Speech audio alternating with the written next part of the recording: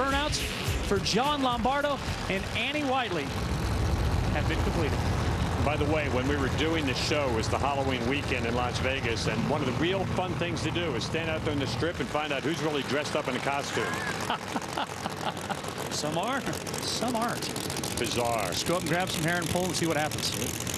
We almost did. Beg your pardon?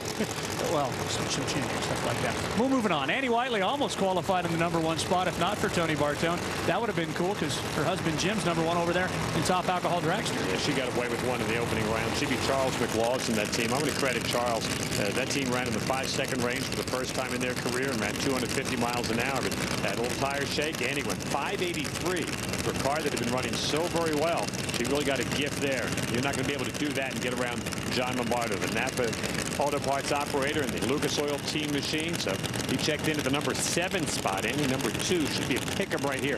Talk to the drivers about the lanes and the condition. They see. Go ahead and pull that hair. I rest my case. Well, yeah, they said there really is no difference in the lanes here. It's been a great racetrack all weekend long. So if you lose lane choice, the only thing you're really losing is that psychological advantage to know that the person in the other lane had the better car. Lombardo did make his best run of the weekend in round #1, but Annie, it's just a win waiting to happen on the national event level. She's been doing real well in this rookie on the divisional side. Sensational improvement with her as a driver. She is absolutely a fast learner.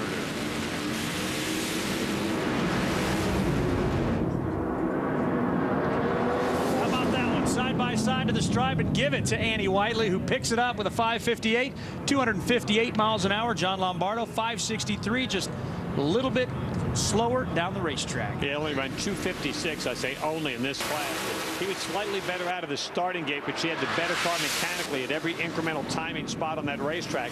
Winds up tracking him down by 0.03 of a second. Like I said, doesn't make any difference which lane you're in. She is quick, she is smooth, she is in the semifinals, and she's going to win this one by just about half a car length. Well, that should be a pretty good barometer coming up for our next pair, because